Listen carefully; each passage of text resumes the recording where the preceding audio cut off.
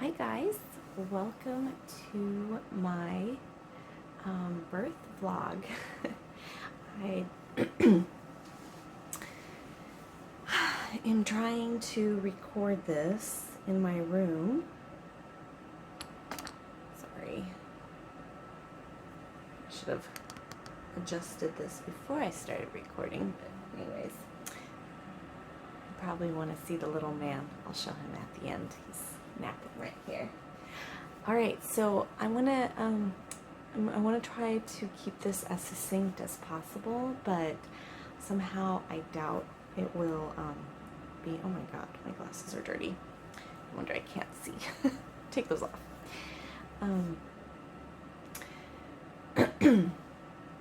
I want to try to keep this as succinct as possible because a lot happened. You know, a lot happens in a birth. So there's a lot of stuff to cover. So I'm gonna start with the Friday before I got induced. So I got induced on the 21st of October, but I wanted to see if I could get things going sooner, and so on that Friday before, I went to see my midwife and she did a membrane sweep, and that hurt like an MF. I mean, it really hurt. And it did jumpstart contractions. I started feeling, oh my gosh, I felt really nauseous and sick right afterwards, kind of like when I have my period. And yeah, I started getting contractions and stuff, but then they never really went anywhere. And so then Saturday I went for a 2-hour hike, hoping to jumpstart them again, and they did. They started, like, I started having really good regular contractions, and I called the midwife in the evening, and she said, well, you're starting to get breathless when you're talking to me when you're having contractions, so maybe I will see you tonight at the hospital. So I ended up calling, this was Saturday night. I called the family that was supposed to take care of my daughter while we were at the hospital, and they're like, yeah, bring her over, we'll take care of her. And I was like, what if this doesn't end up being anything? Are you gonna be pissed? Like, what do you want to do? And she's like, no, we'll just keep her. So we did. We took her, my husband took her over. Again, my contractions went down again. It was like they would build up and then they would fizzle out. They would build up and then fizzle out. And it turned out it was just really intense Braxton Hicks. It wasn't really contractions. But Sunday, I would have some really intense ones and then some just okay ones. And Monday, my friends ended up keeping Ellie over there all this whole time. And it was really nice because Monday I had to work, and I worked for a few hours, and then I went for a long hike again, and then I was able to nap and rest. And what would happen is, like, I would rest, and that's when the contractions would kick in, and it would wake me up because they were so intense. But then they would fizzle out. I'd get up, I'd be like, oh, okay, let's track these. Are they regular? No, they would just die off. So that was Monday and Tuesday. Wednesday, I went in and had, I went in for my induction. And they did I have to write everything down because I have postpartum brain right now. So they did a second membrane sweep, and that seemed to jumpstart. Oh, I meant to mention that over the weekend I lost my mucus plug and I had a bloody show. And it's okay, buddy. Yeah. So it was very crazy. And yeah, because it was so uncertain. See, with my daughter, like my water broke and I went from 0 to 60 within a couple hours, like intense contractions and ready to pop a baby out. Whereas with him, I mean, this was early and he was not ready to come out, I think, because he just did not, yeah. Anyways, so I didn't know about like I never had contractions before my water broke with my daughter. My water broke spontaneously, so this was a whole new experience, So anyways, at the hospital they did a second membrane sweep, and I gotta tell you, it did not hurt the second time, but I think it's because my cervix was a little more pliable, and so it didn't hurt as much. Like, she did a really good sweep and it set my contractions going, but nothing. And then I mean, nothing, like it didn't hurt, and I started having regular contractions, and then they gave me a tiny bit of Pitocin. It was like the lowest dose, just to kind of make them a little more intense. And it was going really well, but again, it was just not going anywhere, like over the weekend. So we went to the hospital around 9 o'clock in the morning. It was somewhere around 2-ish, 3. You know what? I don't remember what time it was. I was like in the zone, but it was in the afternoon, mid-afternoon. I want to say it was like 2 or 3 o'clock.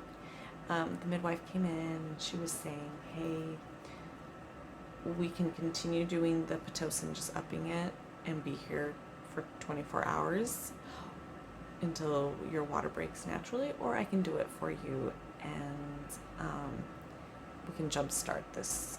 And at that point, I had that moment of like, I'm not ready for this, but oh my God, I'm ready for this. I don't want to be here forever. So I said, yeah, let's break the water. And we were planning on doing a water birth, but when she broke my water, the water color was a greenish tint with little pieces of meconium. So because of that, we couldn't do a water birth. So I could labor in a water tub, but no birth. But that was okay. I wasn't like, my heart wasn't set on a water birth, and I had this feeling that I would need an epidural, and you can't do that with a water birth anyways. So as soon as she broke my water, oh yeah, the contractions kicked in, and I did really well. My comfort measures, birth comfort measures class, hang on just 1 second. I have to get some water. My birth comfort measures class came in really handy. The breathing techniques I learned really helped me get through those intense contractions. However, as the baby's head started really getting down into my, like, descending, it really hurt. And they got so intense that I couldn't focus on relaxing anymore. My body was tensing up, and that doesn't help the baby descend. So I was like, well, since I can't have my water birth, give me my epidural. So I had an epidural put in, and I had to have them numb me up really good right away because it was so intense. I couldn't breathe. It was just, wow. So once I had the epidural, though, everything kind of slowed down. I mean, that's kind of what happens. So they had to up my Pitocin again. And finally, some of the epidural kind of wore off. And I could feel the contractions. They weren't so bad that I couldn't focus. So I happened to be at 10 centimeters. I had a little bit of a lip, cervical lip thing, and the student, so there was the midwife and then the student midwife. And also there was a shift change. By this time it was like 7 o'clock in the evening. There was a shift change. So the midwife that had me throughout the day left, and she was so awesome. Oh my gosh, she was so great. And the student and the nurse that was in charge, they were really great. And then the night shift came in, and the night shift midwife I'd been seeing regular. She was the one who helped me with my gestational diabetes and other stuff. So it was really cool to see a familiar face. And her student that she had with her, because I went to a teaching hospital where I had my son, and they were awesome. Oh my gosh, they were awesome. And so the student helped work with the lip. It's funny because Laura, the midwife, she came in, said hi, and then she had to go next door to deliver a baby in the room next to me because I wasn't ready yet. And, Betty, it's okay. It's okay, Bonnie.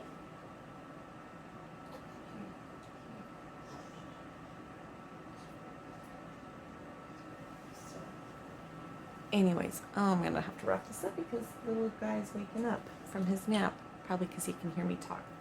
So, she did this, oh yeah, and then the nurse did this thing before to help position the baby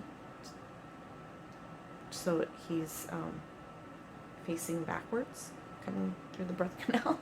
So she did this thing where I laid on my side and hung my top leg over the bed down, and she would rock my hips, and it felt really good because my hips have been really painful. I've talked about this in my pregnancy vlogs. But yeah, it helped get him in the right position, and so then when I started pushing, he was in the right position. And yeah, I started pushing, and I pushed for like 2 hours, almost 2.5 hours. And as I was pushing, my blood pressure started going up. The baby's heart rate stayed okay, but my blood pressure started going up, and I had enough high blood pressures, like enough that they had to do a protocol, a preeclampsia lab work protocol on me. And they ran that, but I could continue to push. However, because of my blood pressure going up, the midwife said that sorry, excuse me. She said that I needed to either push him out soon, or we had to think of other options. And because of my blood pressure, we couldn't do like a vacuum assist or forceps or anything like that. So my other option was a C-section. So I had a hard time pushing because, and my midwife was like, you're not like pushing him, you're pushing a little bit, and then you bring him back in, and you're not letting go. And I had a hard time figuring out what I was doing because of the epidural. So the nurse brought in a mirror, and she's like, look, you can see his head.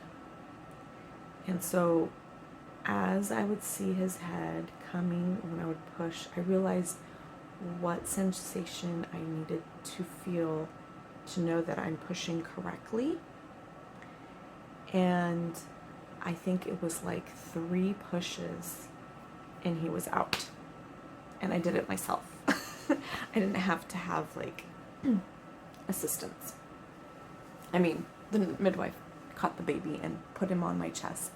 But yeah, it was the coolest thing. And it was funny because right before she brought the mirror, I had reached that point where I was like, oh my God, I can't do this. My blood pressure's going up. I'm going to end up having a C-section. And I started freaking out. But when I saw his head, everything, like, I just zoned in on that and focused all my energy, and I got him out. And it was like the coolest experience, because I didn't have that with my daughter. My daughter, I had to have a vacuum assist because she was stuck. Like, I couldn't push her out anymore. For the same reason I was having problems with him. So having that was just, seeing him coming out of my body was, wow, it was a really cool experience. So the hospital,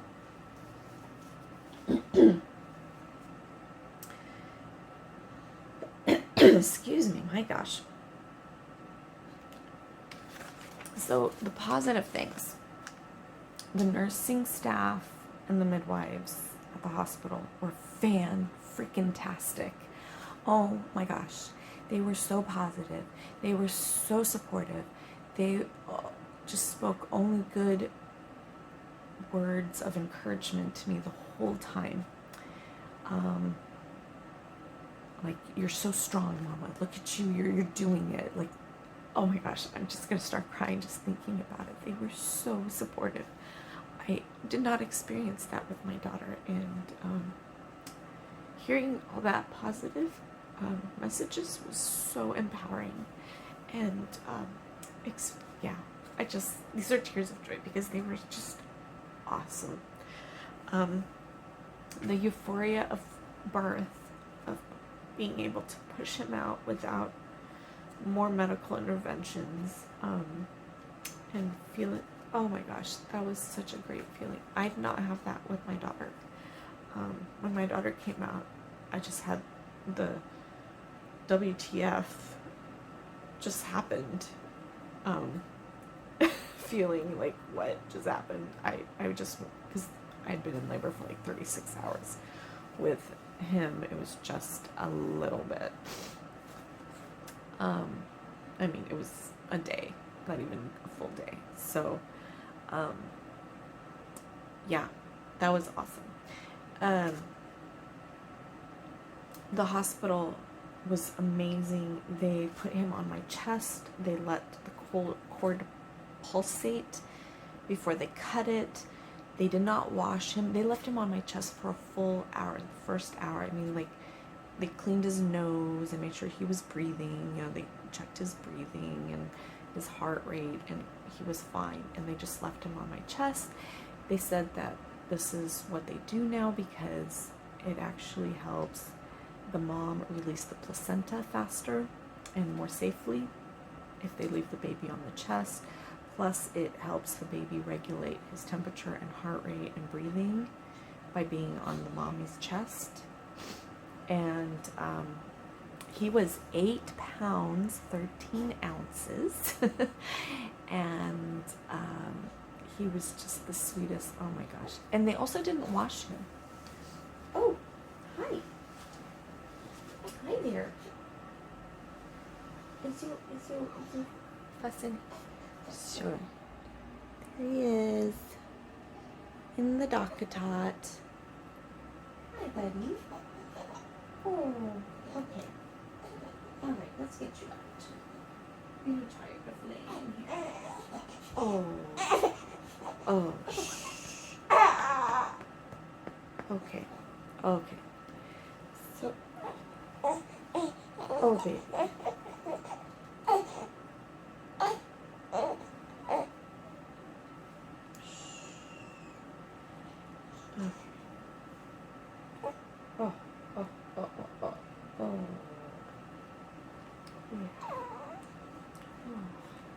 Anyways, sorry. I might have to pause this video and give him to my husband real quick. Hang on just one second. Okay, so I I had a really good experience at the hospital. And, oh yeah, they didn't give him a bath. They let the vernix on, they kept the vernix on his body. They said it's really good and healthy, and they suggested I not bathe him for the first week or so, unless, you know, I wanted to. But, hi baby. And, yeah, so it was a really good experience. The not so good experience was that I ended up with a 2-degree tear, which was not fun, but it was better than the 3rd-degree tear that I got with my daughter. And the other part was that I got diagnosed with preeclampsia. Yeah, so the labs came in shortly after I delivered him, and I pushed him just in time. The midwife said, yeah, if I hadn't done it when I did, they would have had to do a C-section because I'd been pushing for a while, and with my blood pressure continuing to go up, it was, yeah, not good. Also, my blood pressure went down right after I had him, and so it wasn't so bad. Like, it started creeping back up right before I left the hospital. But, yeah, you know, preeclampsia is scary. That's scary. I was freaked out when I heard the diagnosis. Also, my milk didn't come in quite quickly right off the bat, so I had to supplement with some formula. But before that, oh my gosh, yeah. So when he was born, like right after an hour, because of my gestational diabetes, they had to check his blood sugar levels, and they were really low. He was hypoglycemic. So they had to give him some dextrose, and since I didn't have, my milk wasn't really coming in, they gave him some breast milk, bank breast milk, and that helped a lot with the, that brought his blood sugar back up. And then the next one was low again, like after 2 hours, and they had to prick his heel every 2 hours to check his blood sugar. And finally, once he had like 3 normal blood sugars, then he was okay. And you know, I guess it just takes a while for his body to regulate. And that just made me feel sad because, you know, that was a result of my body. Yeah, so anyways, oh my gosh, I'm like sweaty. Anytime he cries, I start sweating. But anyways, I guess we can show you off. Let's see, is there anything else? Yeah, so preeclampsia, I have to watch my blood pressure. I take my blood pressure every day. It's normal now, but for the first week, first week and second week, most half of the second week, the top number was normal, the systolic, but the diastolic was high. It was in the 80s. I mean, it's not like terrible high. It wasn't like abnormal, like I need to go to the hospital, but it was pretty high. So like it was in the 80s. Now it's dropped down back to my normal 70s, so we're good. But anyways, let me show you Ethan. This is Ethan Timothy. Ethan Timothy Hudson. And he was a big baby, and we're so happy he's here. So thank you so much for watching this video. It's kind of long. I'm probably not going to edit it because that's kind of my style. I don't really edit. Alright guys, thank you so much for watching. Give this video a thumbs up if you like it, and we'll talk to you soon. Bye. Hi guys, I just finished editing my video for, sorry, I have a little dude right here. Pardon the mess, we're moving. I just finished editing the birth vlog, and I realized that I missed out one really important thing that I didn't talk about, and that's COVID-19. I delivered during the COVID-19 pandemic, and I didn't talk about how that impacted my delivery. To be honest, it didn't, but it did. The first thing is I couldn't have a bunch of people at the hospital. I couldn't bring my daughter, so that was kind of a bummer. The only person that could come was my husband. Like a couple weeks before the delivery, or before I was induced, my midwife said I could have a second birth support person, like a doula or someone. But at that point, it was like 2 weeks away from my induction date or less, and I needed more time to find a doula, so I decided not to do that. Also, we had to stay in our rooms the whole time, and we had to wear masks, except for me. I had a COVID-19 test, and by the way, it is a horrible test. If you've had it, you know what I'm talking about. Like, they stick a swab up. You feel like it's going into your brain, and then they move it back and forth for like 10 seconds or more, or something like that. Felt like 10 hours. Yeah, that was like the worst part of the whole thing, was having the COVID-19 test. However, it was a necessary evil that you have to have, and I'm glad I tested negative. If I had tested positive, I would have had to keep my mask on the whole time, and everybody would have had to wear their protocol PPE, like all the nurses and the midwife and all the hospital staff. And there would have been a bunch of precautions. But other than that, I'm sorry if this video is moving and bouncing around. I'm trying to keep this guy calm. Anyways, so thank you for watching the video. I am going to insert a slideshow from the hospital of the birth, of pictures that my husband took, in next. So thanks again, guys. Love you, and give this video a thumbs up. Oh my.